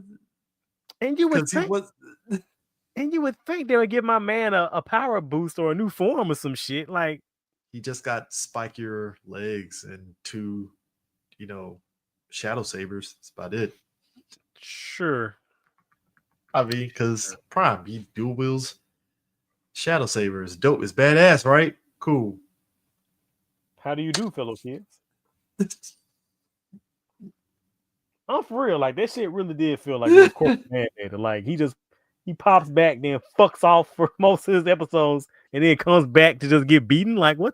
Like you would think there'd be a plot where he'd be like trying to undermine the Crisis Empire or try to like. I mean, he was flexing on him in that base. Right, like remember he walked up in that base and stuff, and he was like, "Yeah, I'm going to be the one to kill RX, not none of you assholes." And I'm like, "All right, cool." Nothing. And I'm like, that does not match the Shadow Moon that I know from Kamen Rider Black, bro. That's that last I remember. It's like there was a bit of a character progression, and then it's like, well, he's out for revenge for 0 reasons. Sure. Dope toy though. I mean, fantastic. Get that shiny metal, his belt. You resell his belt. Like I see you, Bandai. I mean, was it nice to see Kotaru transform into his other forms against Robo Rider because we got to sell these toys? Sure, but the plot just didn't make any goddamn sense. I feel like if that happened now, well, let's say there's a Kamen Rider that got a direct sequel like this, yeah, and his arch nemesis came back like that. Like I feel like either that would have had like at least an 8-episode arc, or he would have been the final bad of the show. Had to have been. Which I gotta admit, another little key thing. I don't know if you noticed this. You ever notice that even with Kotaro getting those forms, he always like ended the fight like going right back to like regular Black RX and just stab them niggas in the chest, in the stomach. Yeah, it's like the money shot. That fucking pole. Which, by the way, even when I was watching Masked Rider as a kid, I knew something was up because how it was cut. Shot the by beam. How he the little beam comes out the sword. I'm just like, I feel like y'all are missing something. And then come to find out, like you can't stab. Well, standards and practices back then, kids. You couldn't show a Kamen Rider stabbing somebody through people. Which is why if you watch VR Troopers, if you know anything about Spillbane, people were getting killed in that show and stabbing, and that's why when you watch VR Troopers, they kind of had to cut certain angles to it to make not look like he got stabbed or something like that. So. And I just had the funniest thought. Like I feel like if Masked Rider did better in the ratings, do you think they would have went back in season 2 would have been Kamen Rider Black? Prime, if the dubbing of the 10 Kamen Riders and Masked Riders an indication, I don't think so, man. I mean, like I'm dead serious. You think? But how would you would that be like, Zex his dad? I guess we follow the adventures of him, I guess, or some shit. No, I mean like they would have did like a Power JoJo and they would have like they just would have reversed it. Like it would have been like Dex just gets the black powers. That's the power up form. Damn, like that would have been, but that would have been weird because now you're going back to square one now in no form. So how you want to sell toys? You would just say that black is stronger, just like they said, like the Turbo Mega. Just like they said, the Turbo Megazord is stronger than the Dino Megazord. Oh, okay. Oh, okay, sure. Zeo Megazord, which the Zeo crystals, which gets powerful and powerful and powerful. Okay, Bandai, sure. Apparently, turbo powers are stronger than Zeo powers. Apparently. Right. You gonna look me dead in my eye and tell me the Turbo Megazord is stronger than the Dragon Zord? Oh, okay. The Lightspeed Rescue Zord is powerful than that fucking Turbo Zord. They have a train. It's in the Defender wheel. The Defender wheel. Oh man, like, dude, see now as we keep talking about it, I was like, dude, you could have had like you really Shadow Moon fighting the fucking shader. That shit would have fucking still worked. Listen. God damn it, Prime. I hate that you put that shit in my head now. I mean, I can't do nothing with it because what's gonna happen to it now? Nothing. Boom won't even give you a comic book. You know what? if I had my fucking way, which I'll never get my way, I would actually straight up do a comic book version of the Boom Universe of a superhero Tyson and get all the Saban heroes in one book together. Oh man, I do Beetle that shit. Boys, VR Troopers, and I do that shit. I do that shit. I mean, hey, I mean, whoever, I don't know who owns the rights to fucking VR Troopers at this point. It's not Hasbro. Didn't go with the whole. I mean, it would have to be Hasbro because they're in the fucking Boom comic books. Maybe it is Hasbro. Because I thought they got the whole Saban library shit. Yeah, so they did. You're right. I could be wrong though. Somebody heat check me. Nah, but like I said, when old boy comes down and he's representing the Crisis Emperor, that's when shit really starts popping off. He comes through those PPEs. Oh yeah, he comes through, and it's basically the whole time this dude is just being a major asshole to everybody, even Jark, which is weird because it's like you start feeling the power struggle happening with the Crisis Empire, where it's like Jark and him are like kind of like button heads a bit, where he's not really like, it doesn't feel like he's in control anymore. Do you feel in charge, Jark? Don't choke on your ambitions. Sorry, that was a dope line in Rogue One when he did that shit. I was like, God damn, like the best dad joke in the Star Wars universe. Some funny ass dad. I need to give somebody who wrote that script for that movie a raise after that shit. Yeah, no, it's probably got fucking fired and booted because clearly not still working there. Clearly not there. Oh wait, or is he working on Andor? Probably on Andor, Which by the way, I'll renew my subscription in May when the shit is dropped fully. Prime terrorism has never looked so dope. That fight the establishment. Oh, people, you need to understand. The rebels, they're terrorists. Don't get the game twisted, but terrorism. The astronaut meme always has been. I remember Star Wars. I think when Star Wars Rebels came out, right? Somebody, I think it might have been on Twitter at that time, was like, "Man, it's crazy. The rebels, they're terrorists. It's like are imitating life." And I'm like, "You just now figured that shit out? Just now connecting that shit? Like, of course they're terrorists. Like, yeah." Also, shout out to Admiral Mutton Chops from Rebels, my OG. Stupid sexy mutton chops. Nah, but dude, like Jark literally loses control, and it's kind of funny to me because up to that point, you thought Jark was just the guy, and then that happens, and it's like, oh, so Jark really isn't that dude, even though he tries to be that dude. Yeah, Dash Mauder came in and King Dingaling harder. Until Dasmander found out that he was supposed to be the vessel for said Emperor. Yeah, it's like, nice shell you got there, bro. Could use that. Be awfully shame if somebody were to hijack that. Oh, I like how Jark basically tried to step up, like, "Hey, I'm going to fight Black RX," and the Emperor was like, "Nah, buddy, you're not strong enough. So now you got to go." I was like, you didn't even give him a chance to even just take a swing at RX before you did that shit, and then you kind of find out that he's giving him a shot, and then boom, he gives him kind of like a beefed up form. And I think that's where I was like, we could have had that as the finale to Masked Rider, and we would have been fine. Like, yeah, why wasn't that the end of with the Masked Rider Warrior arc there? Which Masked Rider Warriors, that was a thing. But watching it in Black RX and finding out that it's the other Showa Era writers that actually, certain shows that do this, you can actually dig when they give you stuff that happened off screen, or they tell you stuff about off screen. So basically, the 10 Kamen Riders, they were essentially fighting Crisis all over the world until they found out that they were actually attacking Japan. Which, by the way, Where the fuck were y'all 6 months ago when that cult took over Tokyo? And there's like that evil fucking fog. Like what? Prop is called. Hey, let them fight. We won't interfere. Like where the fuck were y'all? I was getting my ass whooped in the middle of the street, up and down the streets by Shadow Moon and them, and they had the city under martial law. What the fuck? It's called them training in the quarry, as we see in this show. Throwing boulders at each other.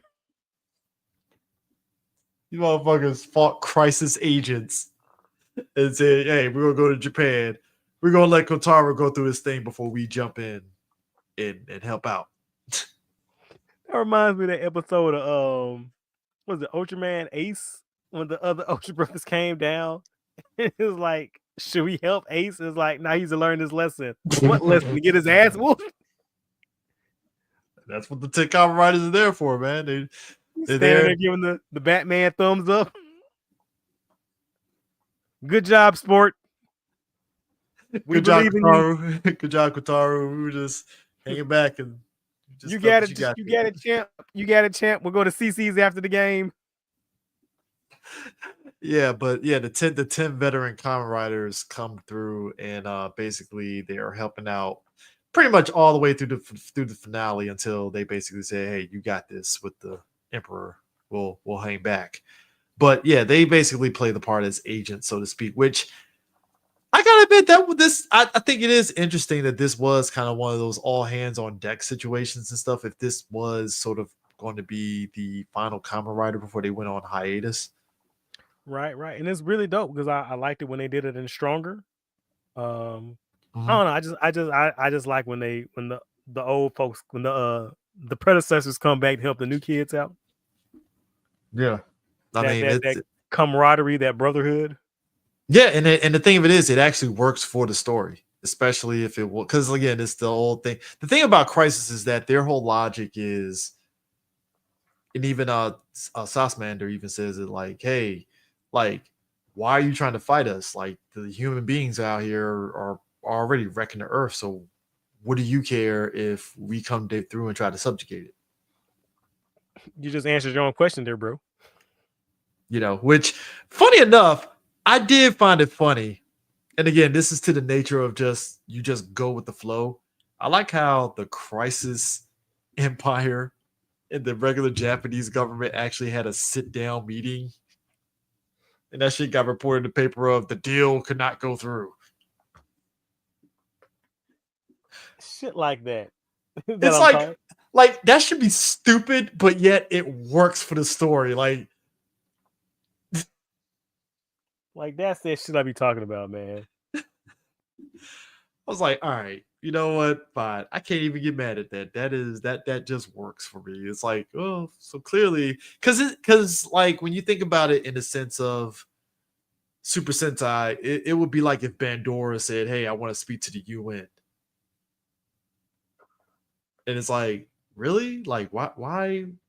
Oh, cool. But in this instance, it just makes sense to see that, I guess, relationship. But then again, that goes back to what you just said. That's a very Metal Hero thing to do. Telling you my favorite, and like to be fair, like if I'm not mistaken, I think that writers' room was like packed with like Metal Hero alumni and people who will go on to do a lot of Metal Hero shit. Like, wasn't one of the head writers Soul Brain and Exceed Draft in the room? So no, I'm looking at the writers now. So you had Kenji, Araki, Black RX. Ah, man. So we got some that did Skyrider and Super One.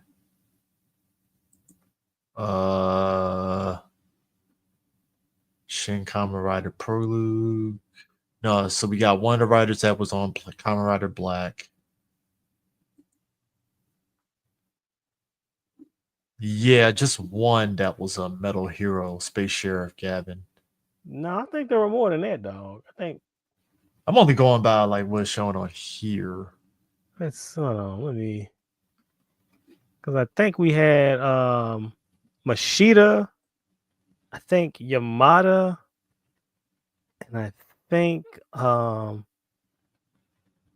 Sajiyama. I think they were big Metal Hero folk. Okay.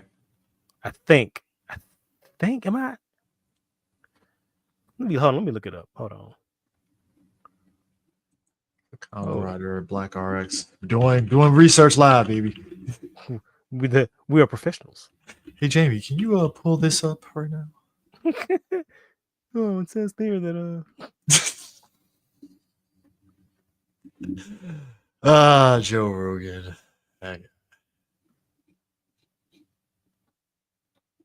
I wish I had an IMDb, but yeah. You might be right though. You might be right. Hold on. Do they not have? I know I'm tripping, but I'm not tripping that hard, am I? I don't think you're tripping. So one of the guys that's doing it, he did Go Ranger, he did Cicada. Wasn't that one of the producers? What's his name? Producer, blank on his name. Ishinomori. Well, no, that's Ishinomori. That's Shotaro, the creator of Kamen Rider. Yeah, that's which I think also this was the last rider that he had direct involvement with. I think he did if I'm not mistaken, he didn't do the complete RX. I think he just did like some preliminary sketches, and he did the head for RX's head design for RX's head, and I think he did a lot of the monsters for like the later half of the show. Okay. And then he unfortunately passed away in I think 97, 98. He died in 98. And I think, the last one, I think if I'm not mistaken, didn't he do like concept designs for Kuga? Yeah. Like he did like preliminary sketches. And I think that's what Kuga's look is based on, if I'm not mistaken. I could be wrong. But the last one that had his direct involvement was Black RX. Yeah. I do think it is kind of interesting that like essentially because a lot of the people didn't understand like why is it after Black RX? How come we didn't get another Kamen Rider? So what happened was Black RX came out 89 and it finished out its season in 1990. What happened was you had the economic crash in Japan that happened in 1990.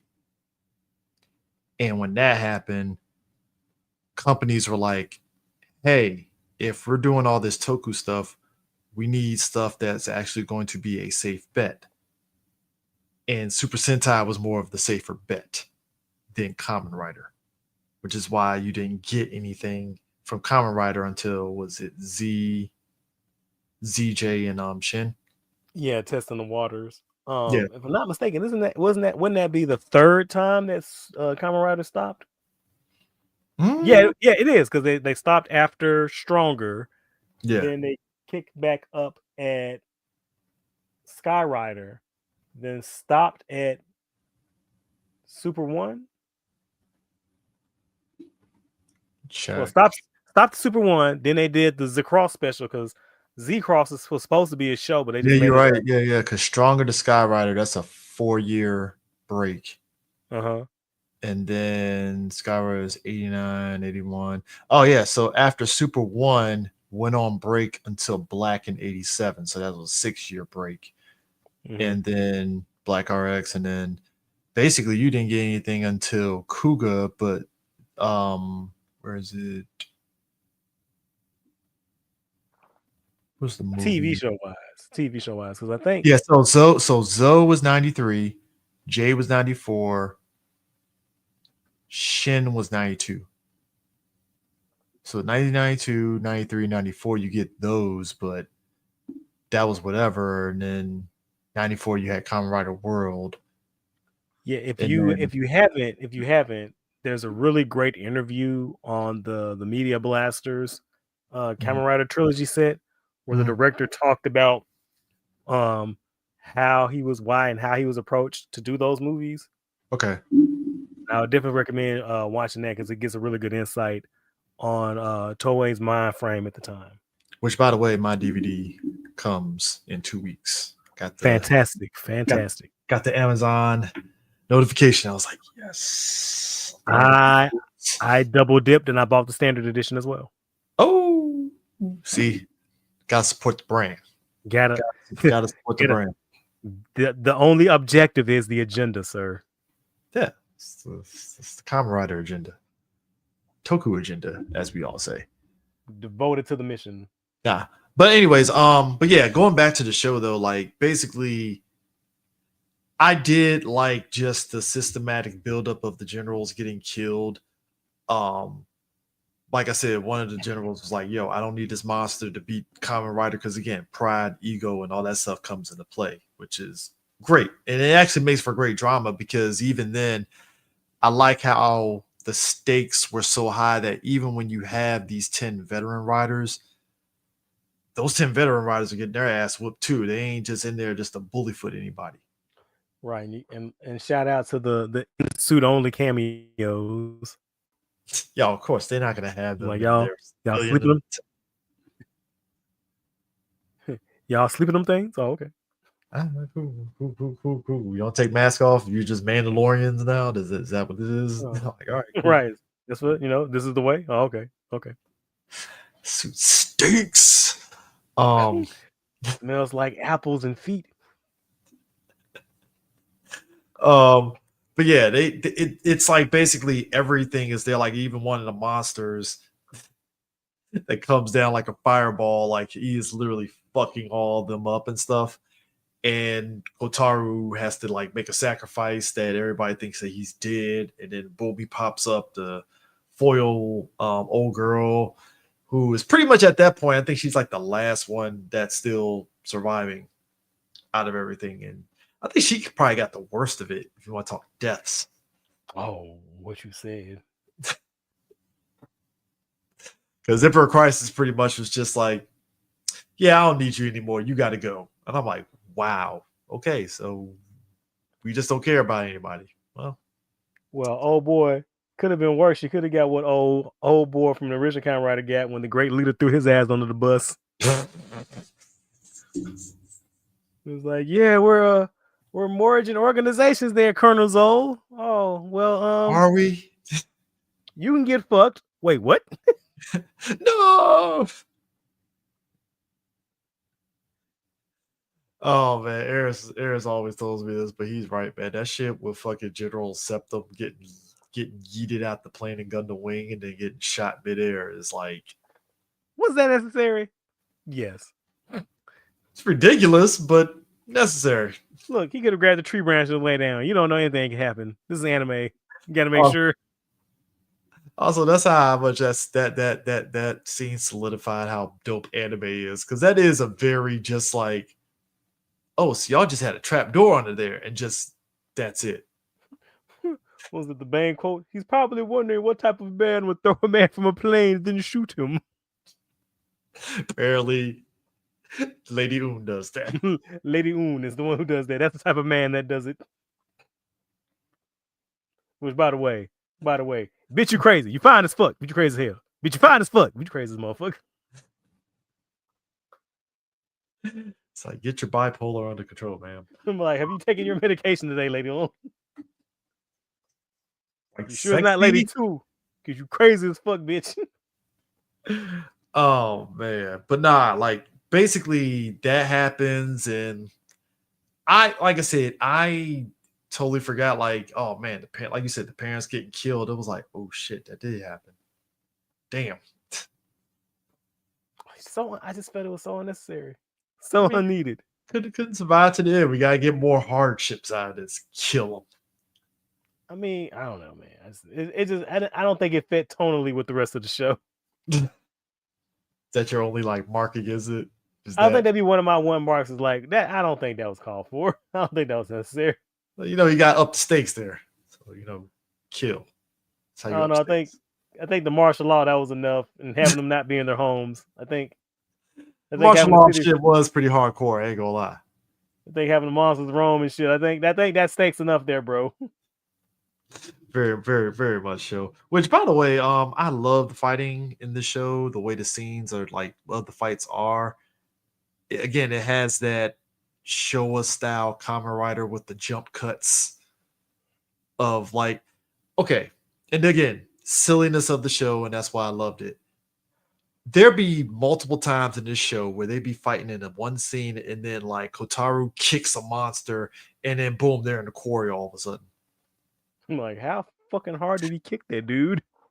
It's like you were in the park and now you're in a quarry. Like, what happened here? But again, you just roll with it. Like, all right, fuck it, why not? You know, that's just what it is. So, I don't know. Did you have any standout episodes or just monsters? Damn, I liked the was that the robot mantis that was kind of like a Kamen Rider that he fought. I like that whole arc when he went to the demon world when he fucked around with Joe the Mist. Like I just love that whole stretch because it was like I said, a little mini arc, a little mini movie. I like that showdown he had with the cyborg biker. Yes. That shit, that's just the template. That's the blueprint right there. I think that's all that's jumping at me at the moment right now. Yeah, I think for me, like, again, Shadow Moon definitely was pointless, but at the same time, I was like, that fight was dope. That fight was dope. Ain't gonna lie. The fight that he had that transformed him into the Prince of Sorrow, I did enjoy that. Just the aspect of just he's discovering these powers and just the way he used it, and again, first time the scene even pops off, it's like this the RoboCop influence was like heavy in that scene. I mean, the RoboCop inspiration. Was this before RoboCop 1? Was this before RoboCop? It had to been, was it? No, maybe it wasn't. Maybe it wasn't. Or after. Either which way. Because it was for Jabon, right? Because it wasn't. Jabon was the inspiration for RoboCop, right? Yeah. So technically. Am I that right? So technically. Let me get my time frame right, because I'm tripping now. I'm bugging out. Hold on. So, Jibon came out in. Y'all not gonna help me out, chat? This kid came out in. Said Jibon. All right, so in 89 was Jabon. RoboCop came out in 87. 87. Oh shit! So it wasn't Jabon. Huh? Then what was it that inspired RoboCop? Because that's what was the Metal Hero? What's the matter? It must have been a space sheriff then. Had to be a space sheriff. So it's probably like Gavin.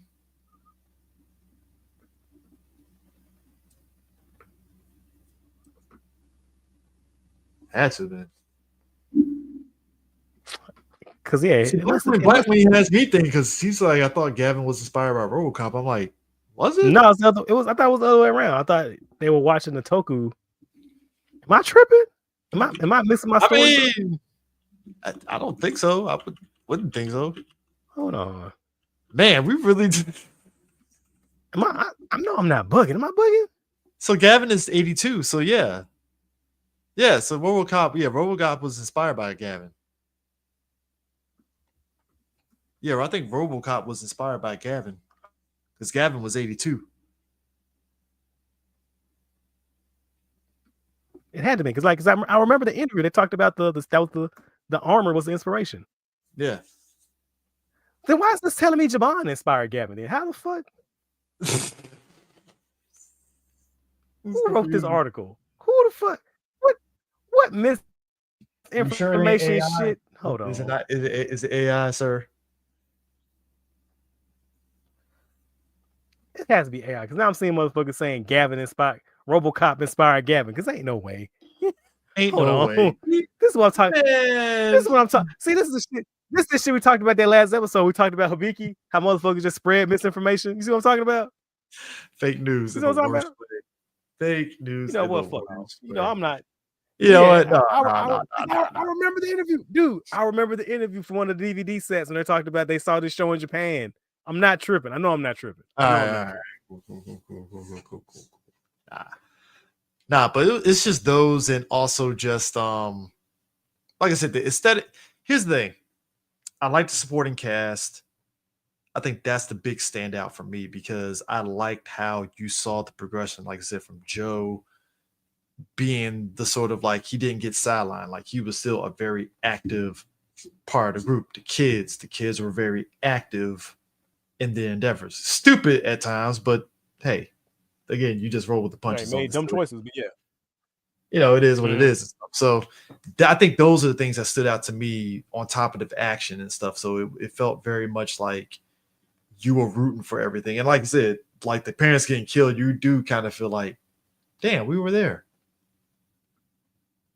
So that's essentially for me. I think Kamen Rider Black RX, if you get a chance to, definitely go to Amazon, buy the Blu-ray of it because it's worth the money for the extras alone, personally.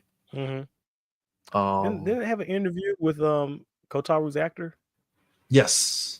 That's one of the interviews on the DVD. Hold on, let me grab it so I can show it. Hold on, I'm still trying to figure out this RoboCop thing because Gavin came out in '82, so it had to be that Gavin inspired RoboCop. It had to be. But then why are all these articles saying so like Black RX? Definitely buy it. It's worth it. It's the greatest thing ever. 1080p Black RX is great as hell. Like it's a great transfer. I don't think it looks as good as the Gavin transfer though, but it's pretty good. I think because the Gavin transfers, if I remember correctly, is like the actual masters. I think so. Yeah, because it's easier if you have the actual masters and not just a TV recording copy. Get the masters, you can actually, and that's also the reason why the Ultra Q looks so good. Ultra Q through Leo because they had the masters and those shits were recorded on film and not digital. And that's why Gavin was recorded on film, so they had the masters for those. So Gavin definitely looks clean as hell. Wait, because hold on, what's Black RX? I don't think Black RX was recorded on digital. In fact, I think Black RX might have been the last one they did on film.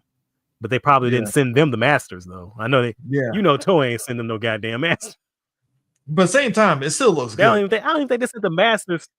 Yeah, it still looks good. I don't even think they sent masters to Saban now that I'm thinking about it. I don't think so. I think they just sent them tapes. Yeah, it was like, here's the tapes. Have at it. Because I remember who was that? They were talking about how they cleaned up the footage, like because they didn't have the original. They didn't have the masters, but they had to do like color correcting and color coding to clean up the footage. Because you see that video a long time ago where somebody posted a shot side by side of Lost Galaxy and Ginga Man of the same scene, and how the version that Toei was selling on DVD looked like dull and muted, but the version from Lost Galaxy looked better because they actually cleaned up and made the footage like crisper. Wow. But it was only so much they can do because they didn't have the masters. Damn. If I can remind me, I gotta look for that shit because I think they either posted it on Twitter or YouTube. I can't remember which. Wow. But yeah, definitely get Black RX on Blu-ray. It is definitely worth it. It's worth it. I'm like I said, V3 is out. I actually gotta get it. So I have V3. I'm really kind of curious on if they're gonna actually go full tilt and we get the other ones through. I'm tripping because Discotheque did say that Kamen Rider X is coming out, and I'm still waiting on the pre-orders to go up. Yeah, because that would be totally worth it. Not Discotheque getting the goddamn Wikipedia page. Hold on. Oh, Discotheque gave you that? Wow, they no. Discotheque has they have an entry on the Kamen Rider wiki. Oh, okay. List of Blu-ray releases. Oh yeah. V3, Black and Black RX. Yep. Like, and where's Kamen Rider X? Where's Kamen Rider X, bro? Yeah, Kamen Rider X includes.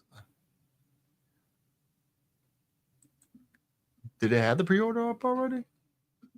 That's what I'm trying to find out, bro. That is. I'm trying to give y'all money. Do you want my money. You just heard I double dipped on some shit I didn't have to double dip on. Yeah, you're right. Yeah, because it was announced on Blu-ray and they had the Man, yeah, that's gonna. Okay, I see. There's the artwork for it. It's not final. It's on Blu-ray.com. Says coming in 2025, but we don't know when. Okay. Well, hey, look. Look, you know what? You know what? I'll be there. Hey, look. Support your physical media, people, because trust me, it will be worth it. But yeah, it's Kamen Rider Black RX, man. I think you folks should definitely watch it. Even though me and Prime spoiling aspects of it and stuff, but watch it. Trust me, it is. Yeah, because we didn't spoil every episode. Like, and it's definitely one of the. It's tonally different from Black, but I will say is really one of the GOAT entries. I would say if you could, you don't, even though you don't have to, I would say watch Black and Black RX back to back just to get their full effect. But you don't have to. You can pick one or the other to start with. Yeah, either which way. I mean, that's that. So it'll definitely be good. But at any rate, what should we do next? Now we still have to do our live stream of the Hibiki movie at some point. Yes. And I kind of want to watch Ultraman Tiger because a buddy of mine really wants to hear my opinion on that, and I started halfway through, and I keep stopping and keep getting sidetracked. All right. So ironically, watching shows for this show. Tiga. So you can watch Tiger finally. Yeah. We haven't done Blade yet, have we? Kamen Rider Blade? No, we have not. We have not. Okay. Should do that. So let's put this to the audience. So of the paths that go down, should we do Tiger first? Because I gotta do Tiger for the culture from a guy. All right. Should we do Tiger next, or should we do the Hibiki live stream next? And then after one of those, then we'll do Blade. Yeah, definitely. Oh, I'm sorry. After both of those, let me rephrase that. Let me rephrase that. So either we do the live stream or Tiger next, but once we do both of those things, then we'll do Blade. Okay. Yeah, that'll work. Put this to the culture. Put that in the culture. Put that in the culture. Put that in the culture. Okay. All right. Sounds good. That works. So with that in mind, we will catch you guys later. Peace out. Auf Wiedersehen, my dudes.